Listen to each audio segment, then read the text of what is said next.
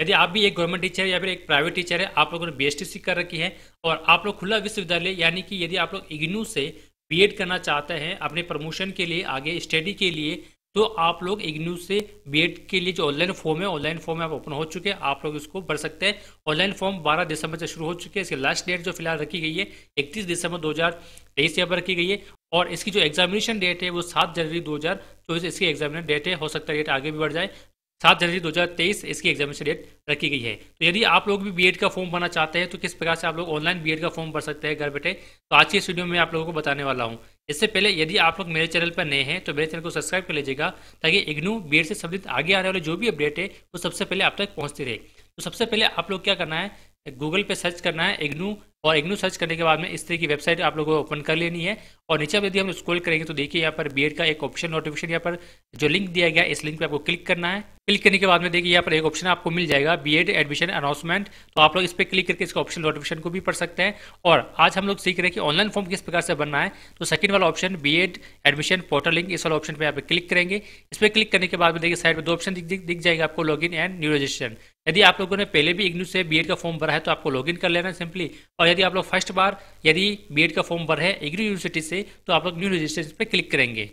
इस पर क्लिक करने के बाद में आप लोग अपना नाम, date of birth, email ID, फिर से ईमेल आईडी और कम से कम 6 अंकों का पासवर्ड आप लोगों को डालना है। फिर री इंटर आपको पासवर्ड करना है, मोबाइल नंबर डालना है, फिर से मोबाइल नंबर डालना है और ये जो कैप्चा दिखा जा रहा है एक कैप्चा डालकर आप लोगों को रजिस्ट्रेशन कर लेना है। उसके बाद में जो आप लोगों ने ईमेल आईडी डाली है उस ईमेल आईडी पर एक ओटीपी जाएगा, वो ओटीपी डालकर कैप्चा डालकर आप लोगों को यहाँ पर सबमिट ओटीपी पर क्लिक करना है। तो यहाँ पर देखिए आप रजिस्ट्रेशन सक्सेसफुली हो चुका है। अब हम चलते हैं यहाँ पर लॉगिन पर। लॉगिन पर जाएंगे तो आप लोगों को यहाँ पर रजिस्टर्ड ईमेल आईडी और जो अपने अभी पासवर्ड में तो पासवर्ड डालकर कैप्चा डालकर आपको लॉगिन करना है।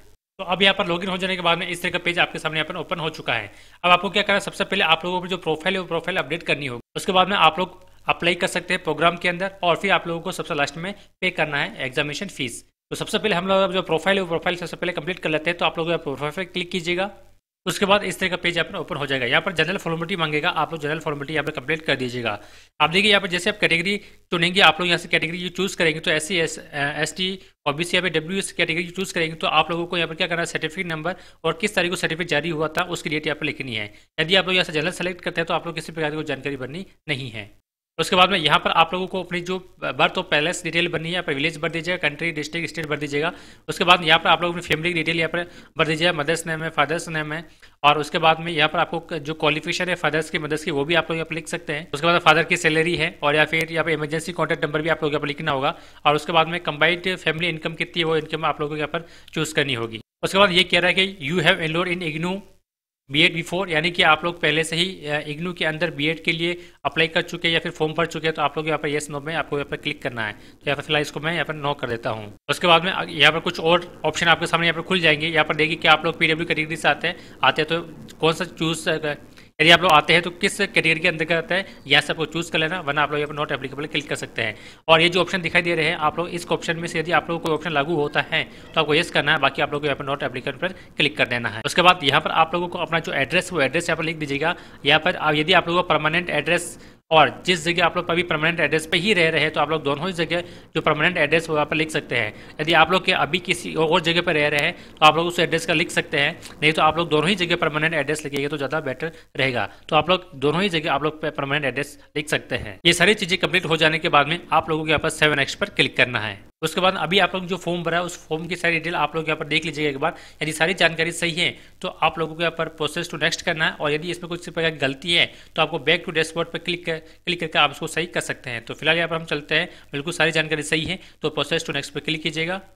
उसके बाद में ये पूछेगा कि आप लोग किसी बीमारी से ग्रसित हैं तो आप लोग यहाँ पर येस नो पे क्लिक कर दीजिएगा।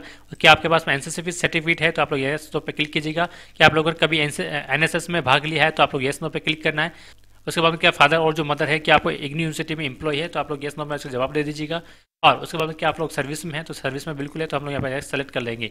उसके बाद ये पूछेगा कि आप लोग इंग्लिश रीडिंग कर सकते हैं, राइटिंग कर सकते हैं, स्पीकिंग कर सकते हैं। और उसके बाद में हिंदी में भी आप लोग यहाँ पर क्लिक कर दीजिएगा। और भी यदि आप लोग कोई लैंग्वेज आती है तो आप उसको यहाँ पर लिख कर इस पर आगे आप यहाँ पर टिक कर सकते हैं। ये सारी चीज़ें आपको फिलअप करने के बाद में 7 नेक्स्ट पर क्लिक करना है। उसके बाद फिर से प्रोसेस टू नेक्स्ट पर क्लिक करना है। अब देखिए यहाँ पर आप लोगों को 3 चीज़ अपलोड करनी होगी। सबसे पहले आप लोगों को फोटो अपलोड करनी होगी। फोटो 10 KB से 500 KB ज़्यादा नहीं होनी चाहिए। इसी तरह से सिग्नेचर भी 10 से 500 KB से ज़्यादा नहीं होने चाहिए। और इसी तरह से जो एक्सपीरियंस सर्टिफिकेट है वो आप लोगों को एक्सपीरियंस सर्टिफिकेट यहाँ पर आप लोग अपलोड करना होगा। इसकी साइज़ भी आप लोगों को 10 से 500 के बीच में से ज़्यादा बड़ी नहीं होनी चाहिए। तो तीनों ही चीज़ें आप लोग अपलोड कर देनी है। तो इसको आप लोग कैसे करेंगे, सेलेक्ट फाइल पर क्लिक करना है और उसके बाद जहाँ भी जिस भी जगह आप लोगों की फोटो है, फोटो यहाँ पर सेलेक्ट करके ओपन कर लीजिएगा। ये सारी चीज़ें अपलोड करने के बाद में नेक्स्ट वीडियो पे क्लिक करेंगे तो इस तरह का पेज आपके सामने ओपन हो जाएगा। अब आप लोगों को क्या करना है, सबमिट एंड लॉक इस वाले ऑप्शन पे आपको यहाँ पे सिंपली क्लिक करना है। उसके बाद यहाँ पे चेकबॉक्स पे क्लिक कीजिएगा और या फिर कंफर्म एंड लॉक पे क्लिक कीजिएगा।